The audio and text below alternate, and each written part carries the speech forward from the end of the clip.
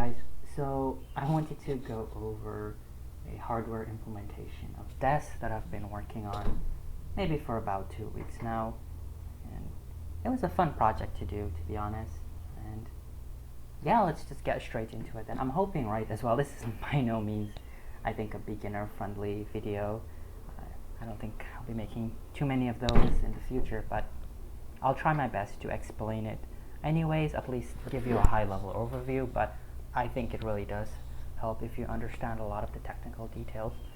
Alright then, but just assuming that you don't know anything about DES, which I think you should before you watch this video, but alright. The first thing I'm going to cover is the key schedule, right? And so let's just look at a very high-level overview. And by the way, these are the two papers that I use in order to sort of build this algorithm one, and to check for correctness as well. This paper I used to check for correctness. They have a lot of examples, so it was quite helpful, at least to know, okay, I can compare the output that I got from my circuit to whatever output they had here and verify.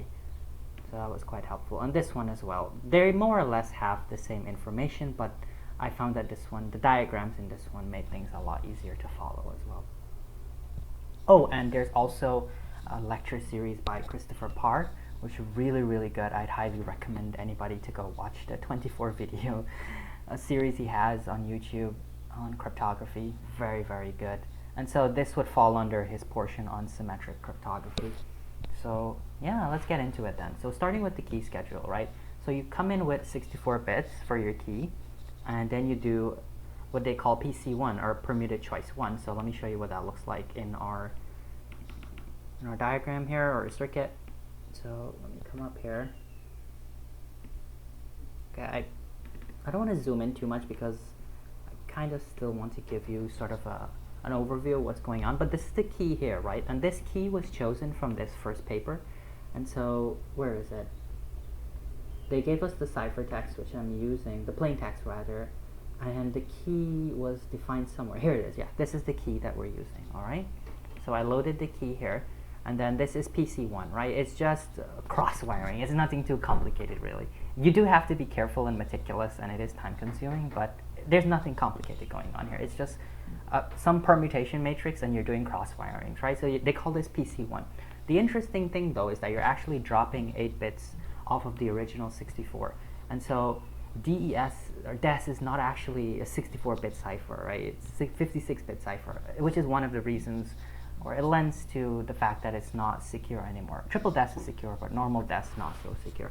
And one of the reasons for that is because during a PC1, you're actually dropping some of the keys. So I don't know why they decided to do this exactly, but okay. That's how it is, right? And so you take this 56 bits, right, and then you split the data path, right? You split it into down the middle, so you would get 28 bits on the left, you call that C0, and 28 bits on the right, you call that D0. And where is that here? So this is PC1, and then you can see here, quite literally, that I split the data path, right? Let me show you right here. Okay, so this is C0 and this is D0, okay? Okay, and I have it a little bit mixed up here, but that was because I was just being dumb at the time, and I didn't want to go and redo this entire permutation. So the permutation, actually, I didn't follow the convention. I did my own thing, so I had to correct it here, right? So C0 is over here and D0 is over here, but you can like flip it in your mind or pretend like it's right. It is right, okay? But just wanted to like give you that disclaimer because you're seeing C0 here, right? And I have like C0 over here, and you're like what's going on, right? Because normally it's supposed to be from left to right from their convention, but I did it right to left, right? Which is fine too. There's no reason why you couldn't do it like that, at least in my opinion. And obviously, based on the results, then that it made no difference either way. Okay, and so you have your two data paths, and then you do another permutation, right, called left shift, right? And so the thing about left shift, though, there's a table here. Let me show you the table. Here it is. And so there's 16 iterations that you need to do, right, during the generation of the key schedule, right? You see C1, D1, Cn, Dn, right, all the way up to C16, D16, and then every single time we're doing some left shift, right? And then here we're doing some permuted choice too, right? Another permutation matrix that we're applying to this entire block, okay? And that's how you get the keys out, by the way. But the left shift is actually defined by this table here. And so on the first iteration, you shift one position to the left, right? I think that's very simple. On the second iteration, one position to the left, and then two position. You can see it quite literally here.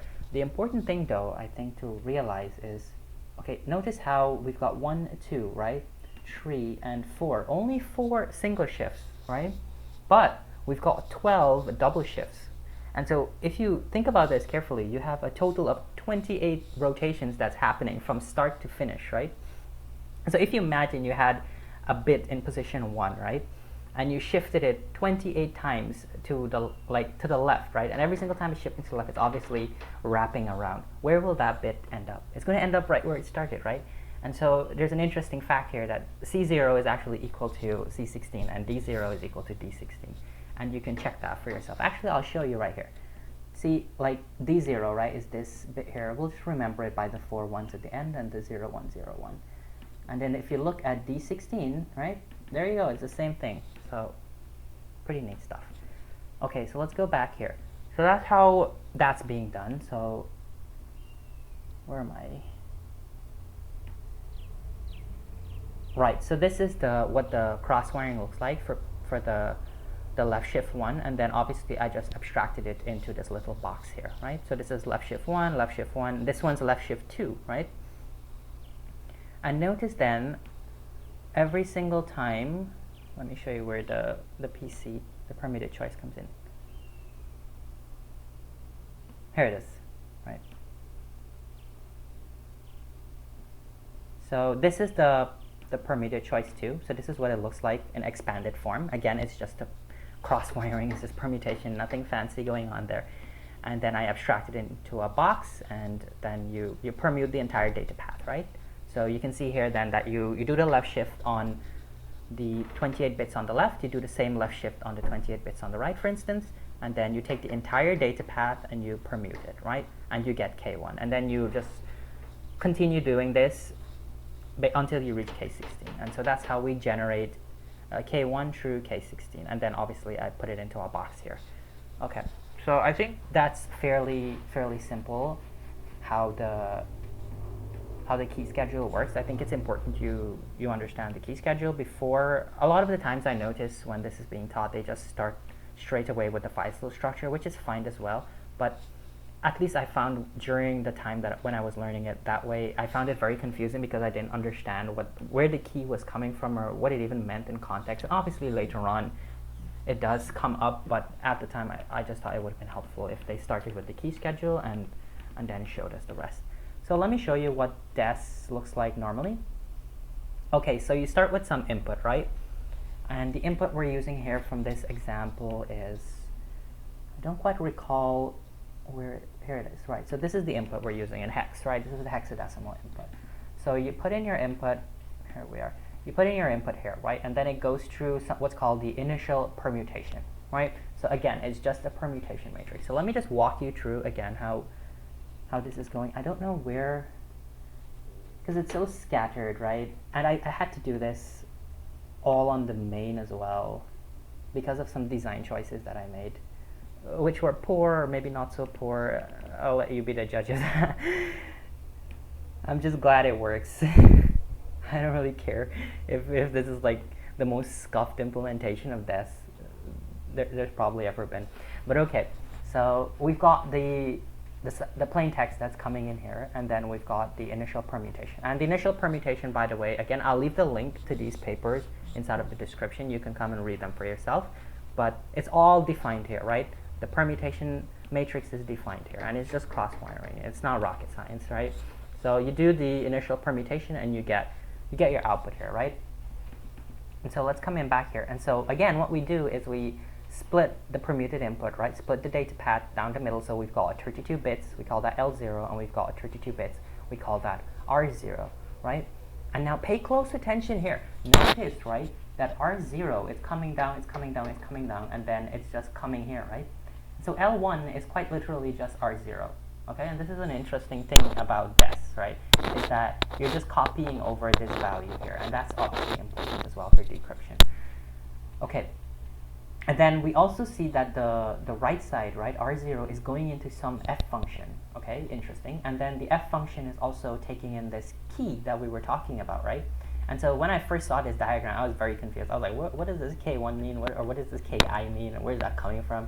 And how did it even make sense, right? And then they started explaining like what's in the F box, and I'm all the while in the back of my mind, I'm confused as to where the key is even coming from and why is it this and why is it that. And then you'll understand once you see the key schedule, you'll understand why the F function is designed the way that it is. But okay, you've got the key coming in, and then it comes in with R0, so it goes into some F function, right? And then it's being XORed, right, with the input from L0, and it's being put over here, right? So R1 is quite literally just L0 XOR whatever mangled output, if you want to call it, comes out from this F function. So that's quite literally it. And so the only quote-unquote encryption that's happening, right, is to this L0 block, right? Because this block here is not being encrypted at all. It's just being copied over. It's like anti-encryption, right? Like as Christopher Part would say, like, you know, you're not encrypting anything. You're just passing the information through.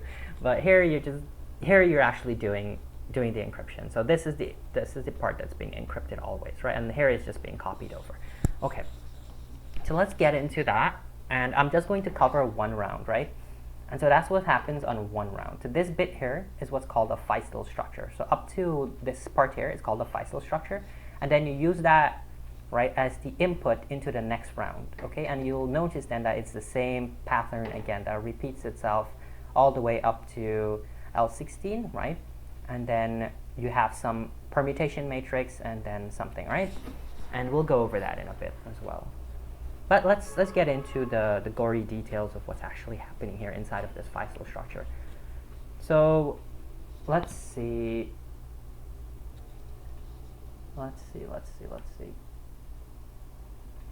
Okay, so we've got this is L0, right? And this is R0 here.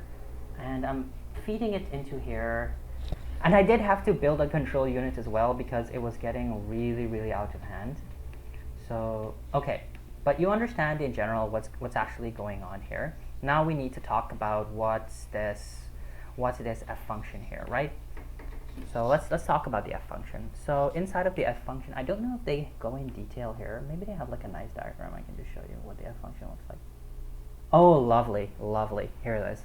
This is brilliant. So they're making my life so easy. So okay, so you come in with the data path on the right-hand side. Remember we said that the F function is expecting the right-hand side, right? So that's 32 bits, and it's going into this expansion table here, right? And the expansion table is defined as, it should be somewhere here. Where are you? Here it is. This is the expansion table, okay? And so what that's going to do is it's going to take this 32 bits, right, and expand it, blow it up into 48 bits. Why 48 bits? And this is where I was confused, right? I was like, why is this 48 bits, right? That seems like an arbitrary number. No, because you're actually XORing it with the key, right? So if this is round 1, right, inside of the Feistel network, you have to XOR it with K1, right, the first key. And remember, the key is 48 bits, right? So you need to expand the 32 bits in order to match the XOR. Otherwise, it'll just be a mismatch, right? So I think that was pretty interesting to know. And then obviously you've got then one big long output that you put here at the bottom, right? And it's going to be 48 bits long, right? Now here's the interesting thing. Every 6 bits, right? Like the first 6 bits is going to be fed into this S1 table, like whatever that is, right? And then you've got the 6 bits after that being fed into this one, right? And so it's 6, 6, 6 all the way up, right? All the way to 48, right? For a total of 8 S tables. So the S table is actually the most important part of this, though, right? And there's actually an interesting story behind the choices of what the actual matrices behind these S tables. Like, where did it come from? Like, what's the mathematical underpinning? We actually don't know, right? And this goes back to Cold War times. And so when the NSA, I think IBM as well, were developing desks, right? And there's a reason for that as well. Won't get into the full story here, but it's pretty interesting to know if you want to look it up. But we still actually don't know what the mathematical underpinning for these S boxes are. And so, but AES on the other hand, we do know, which is why I really, really like that algorithm, right? You can actually look at it. You just do a little bit of a Galois field, 256, right, extension fields, and you can see what's going on, right? How the extended Euclidean algorithm ties into everything, where the tables come from. It's really, really nice to see. But okay, I'm getting besides the point. So this is the expansion matrix or the permutation, right? That's being, so if you can look here very carefully, Okay, I'll have to explain what's going on inside of this control unit, but okay, just take my word for it that the R0 is coming in here into the expansion table, right? And it's being blown up here, okay? And then we see it's being XORed with the key. Let me show you, where is the key? Key. Here it is. The key is actually coming from here. And I had to do another control unit as well for the key. Reason being, right, my computer is literally dying from running this simulation. And so I couldn't do full 16 iterations of the Feistel network. I had to implement one round of the Feistel network and then figure out a way in which to reuse the same logic, right? And so, which is obviously the thing you should be looking to do anyways, but if I had a better computer, I would have quite literally just copied the Feistel structure 16 times, because the headache that that I had to go through just to get this working, it was fun, but I wouldn't wish it on my worst enemy, okay? And it's not that complicated, to be honest. Maybe I was just tired, and I have a bad habit of just not taking a break when I can't solve a problem, which you should really do. And so that probably just made things worse. But at the end of the day, I did manage to figure it out, even though it took me all day. Okay, so we've got the XORed output here, right, which is this 48 bits here, okay? Now comes the interesting part. And so what I chose to do, you could have used ROM, right? But what I chose to do is do a RAM implementation. Let me zoom out a little bit. This is actually RAM, how RAM works inside of your CPU, right? And so what we have here is 2 decoders, right? And so I should probably start by saying, notice then that we have 6 inputs here, right? And we need to be able to somehow from 6 inputs, right, produce only 4 outputs, right? How do we do that? Interesting question. So what they do, right, and it's obviously defined by the S boxes are defined here. Where are they? So S1 to S8 are all defined here by this matrix, right? And so for instance, how this would work is you would take the first bit of your output, right, and replace it with the 14th bit of your input, okay? And that's how the table works. But how this is going to actually operate is, let me show you here. So the first bit, right, so if you imagine you had a 6-bit vector here, right, the first and the last bit are responsible for selecting the row, right? So if this was 0, right, and this guy was 0 all the way at the end here, then that would mean you're in the first row, right? And if this was 1 and if this was 0, that would mean then you go to the second row, right? And then obviously then you move up and up. Okay, so 1 and 1, you're in the third row. 0, 1, 2, 3, 4. Okay, so you can select a total of 4 rows, right? So you see we have 4 rows here. And let's look here. And the 4 middle bits, right, is what's used to select the column. And you should know then obviously as well, right? Just a 2 to the 4, what is that, right? It should be 16, right? 16 total combinations that you should get from that, right? So hopefully that's not too hard to understand, and if you've done truth tables before, you can obviously know that if you've got 4 inputs, then it's going to be 16, right? You need like 16 of them coming out. So you can probably start with like 8 zeros and then 8 ones, and then you cut it down in half, and cut it down in half, and cut it in half again. And then that's how you get all the possible combinations. But all right, so that's how we select a value, right? So based on whatever you put in here, you have to select a value. And so you use what's called a decoder. And so what the decoder is going to do is, let me come in here. So this one's a 2 to 4 decoder, right? So it's going to take in 2 inputs, right, and select 1 of 4 outputs, right? So based on the first and the last value, right, we're going to select a row, okay? So, and same thing here now for the middle one, but here we're using what's called a 4 to 16 decoder, right? And so this one is going to take in 4 inputs, and then you can choose from 16 possible outputs, right? So then you can quite literally see it's just a matrix, right? You select a row and you select a column. Fairly simple stuff there. And so that's quite literally how your memory address register works inside of your CPU, right? And so that's how you're selecting memory inside of your computer. Okay, and then I have these flip-flops here, just 16 flip-flops, right? 16 by 4 flip-flops, just all aligned all the way down to S8. I'm not going to go through all of them, but you can trust me that I did meticulously take my time and load in the correct values. And I learned the hard way that I actually did put in some wrong values. And so that was a nightmare to actually correct, which is why I would actually just encourage you, if you're going to take do the hardware implementation of this. Take the time to figure out how to do it with ROM. Please don't use RAM like I did and go crazy. All right then. So let's look at an example here, right? So on this first instance here, we can see then that this first row is being selected and this column here is being selected. So the value is 0, 1, 0, 1, right? And you see that's being put out on the bus, right? 0, 1, 0, 1 is being put out on the bus here. And you can see if you follow the bus down, down, down here, it's being, I collect the value here, right? So the value is being collected here, and then for all the other S boxes, so this is S1, S2, all the way up to S8, I collect all the values here, and then I just fuse them together. I fuse the values back together, right here. So the values get fused back together, and then they go through a permutation matrix, another permutation matrix, which is obviously defined in the standard. You can find all of the information here. So it gets permuted here, I call that S permute, and we get an output, right? That's great. So the output would be 32 bits, and that would be XORed. So that value then is XORed. So this, right, whatever comes out of S permute is our mangled function, right? So if we go back to our 5-cell network here at the top, I don't know why my computer's so laggy. Well, it's probably because the simulation's running. So, okay, if I can find it, I think it's here. Right, so that's the output here, right, from this S function. What you're looking at here is the output from your F function, finally. And then you see it's being XORed, right, exclusive ORed with L0.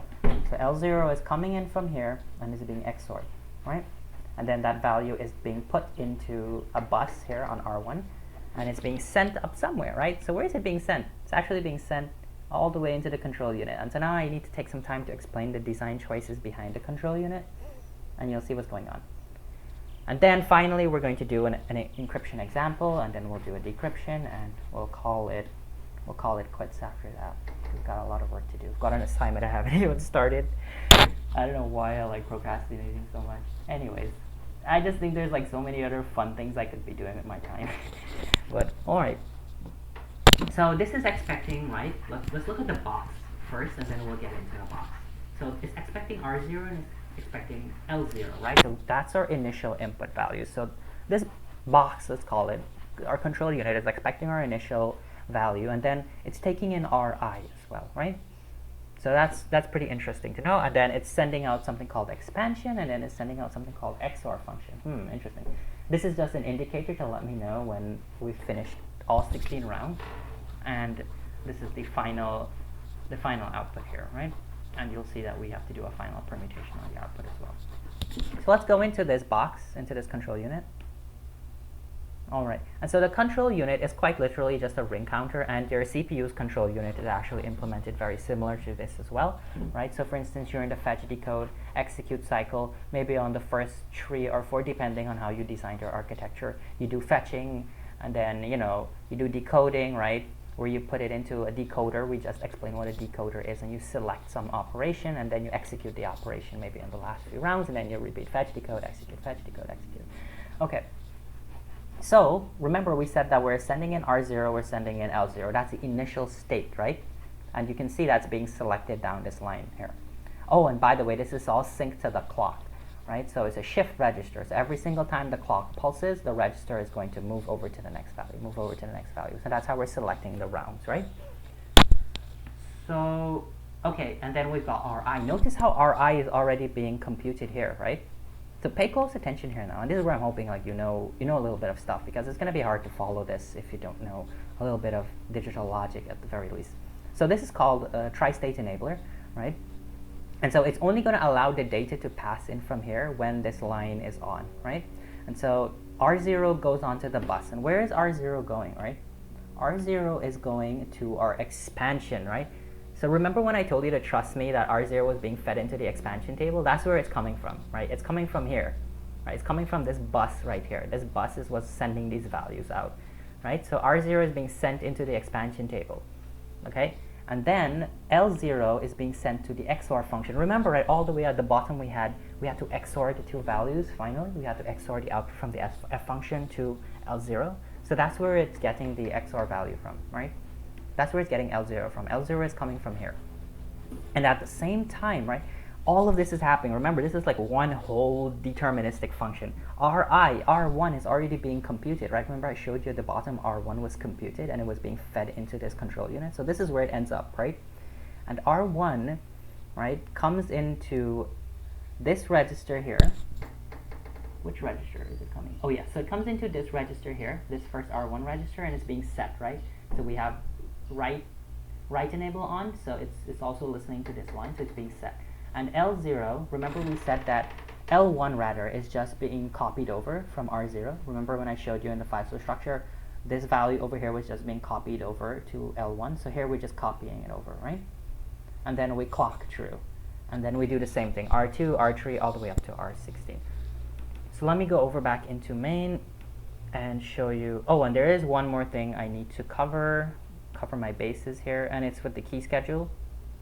And so the key schedule is the same thing as well, right? But notice then that the output is only one key at a time. So every single time the clock steps forward, it's only going to select one out of the 16 keys, right? So it's going to start with the first key, go to the second key, go to the third key, right? So on and so forth. And so that's how we're able to sync, right? Sync these values together. Because remember, if you're on the first round of the network, you have to remember with the expansion table, you have to XOR, right, with the key, with the right key. You can't XOR with the wrong key, okay? So it's important that you get the right key selected. So, but it's the same thing as the control unit I just showed you, and it's a ring counter as well. So I don't think it's too difficult to imagine what's going on there. So let's go through with our example, right? So we've got the key loaded in, we've got the ciphertext loaded in, and let's step through this function 16 times and see what our output is going to be. So let's go. 2, 3.